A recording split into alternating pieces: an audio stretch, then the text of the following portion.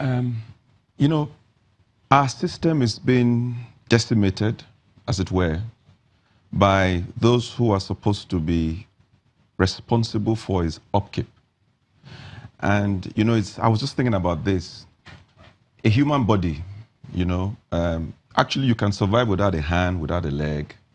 But when your vital organs, your heart, your kidney, your liver, your brain is under attack, then you're in trouble. In Nigeria's case, our vital organs, the Senate, the judiciary, the executive, the security forces, are chiseling away at the value systems of Nigeria. And when you ask, they show you their nails that are pedicured. And they say, oh, we're good. You know, Nigeria is doing well. Our reserve has gone up. Okay? We're feeding 20,000 children. Those are like your nails. You can actually survive without the hand. You forget the nails. You can forget the nails. They can amputate your leg and you are still alive. But when your vital organs, your heart, your liver, your kidney is failing, then, you know, they will say he just dropped dead. They don't know what happened. And that's what he's talking about.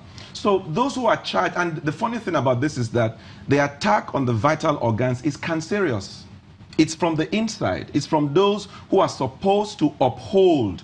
So the Senate decides to chisel at the law when it's convenient, you know. I don't like what you said, so we send you out. All right, it's convenient. And then they ask the IG to come. He says, I'm not coming. And the Senate says, hey, the law. Now they go back to the same law. They just chisel that when it's no longer convenient. And so, you know, the presidency is fighting corruption, but when it's their own person, don't worry. They cover it up. So they're chiseling away at it, all right? The IG says, I'm not going to come, all right, when it's convenient. So our vital organs of state are under attack. And unfortunately, it's cancerous because those, you know, cancer is from the inside. Cancer is not external to you, it's inside. It's your cells that are becoming malignant, they are growing. So what you find now is that as a country, if we're not careful, and God forbid, what he has described, it's only a couple of days, maybe months or weeks or hours away. And so there's a need for, you know, this whole talk, thank God for the UK, thank God for 12 million, but hey, if you don't deal with the vital organs. Even that funding, when it comes. That's the point. It will go the way of other funds that have come before it. Private pockets. Yes, because, I mean, the system that is going to receive the funds, excuse me, you know, we all know what's going to happen. So what if the citizens out there, I'm sorry, what if the citizens out there, this citizen who is paying £85 for overseas decides to sue his government for sending his money to a place where it will not be properly utilized? That's what Trump is saying. Trump is saying, hey, we're giving you guys money. We're not getting anything in return. So you don't have to sue. Governments are beginning to ask, is it worth it? Of course, they will continue to help us because, God forbid, if Nigeria should burst at the seams, they are in trouble. Folks will walk on water to get to the UK, and they know that. But the thing is that many countries are also looking not to help Nigeria anymore because they believe that Nigeria has money. When they believe that one citizen has stolen $2 billion, money that should be in government coffers doing things for the country, another one has stolen hundreds of billions of dollars. So why should I give you money which you are going to allow to enter people's pockets? Why should I keep helping you when you don't want to help yourself? And that's why we need to then begin to tell ourselves the home truth as a people. You know, that's why we need to go back to that national anthem, Arise, O compatriots, Nigeria calls, obey. Our country is at a very delicate position. Once again, Nigerians must arise to preserve their country from this small group of people. These guys are not up to 100. No, it's a tiny group. And they're going to ruin everything. You know what I mean? So we must once again begin to rise as, you know, across you know, religious lines, tribal lines, etc., etc. Because if we allow these fellows, they will run this ship aground. Mr. Zekome, I want to throw up the issue of those who present themselves for public office. Because we're talking about the various arms of government. And a lot seems to hang in the National Assembly.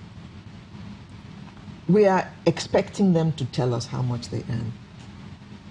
If it is indeed the figures that we're hearing, and we're clamoring for them to reduce what they take home, it is the same them who are going to make the law. How do we expect people to make laws that will affect their own pockets negatively? Let me tell you this. It is the absence of parliament in Nigeria, the bicameral National Assembly, that make us to say we are not operating a democracy. Well, maybe we are operating a military dictatorship, could be a monarchy, could be a plutocracy, could be an oligarchy, a kleptocracy. Could be a kleptocracy, could be any other crazy. Excuse me, but not democracy. The reason is that during successive military juntas, they appropriate the lawmaking powers of the parliament to themselves. The judiciary is always there. So the executive now takes again the powers of parliament to make laws. At the national level, they call them decree. At the state level, they call them edicts. Now, the pauperization of the civil society, of the common people, common men, the Franz Fanon's wretched of the earth, the hoi polloi, has made it difficult for the people to actually exercise their will to elect good people. Because even on the day they queue up to vote, they are being bribed with 5,000 naira, 10,000 naira. In fact, the voting that day would be for the highest bidder. Now, I think it was Stalin or Lenin, I can't remember which of them, when they were discussing an issue like this, he said, let me tell you, the people will again support me, even though I am repressing, oppressing, subjugating, and dealing with them. He told someone to bring a fowl. They brought the fowl, the chicken. He took the fowl. I started plucking out the feathers one by one. The fowl was shouting, croaking, bleeding.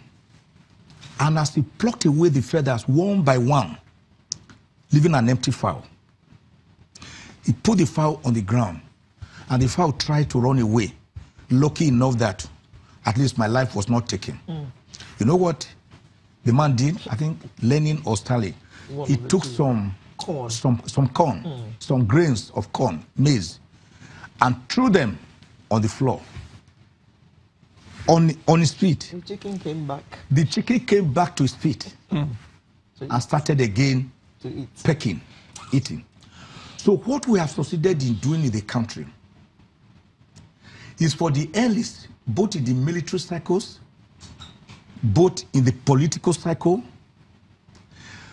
to create a hungry Nigerian populace, turn them into almajiris, into beggars, whether in the creeks, whether on the streets of Kano, or Kaura Namuda, or Auchi, so that they can shout Rankadede when they are coming. They can say Kabosa, they can say Ndewosa, they can say Mohia.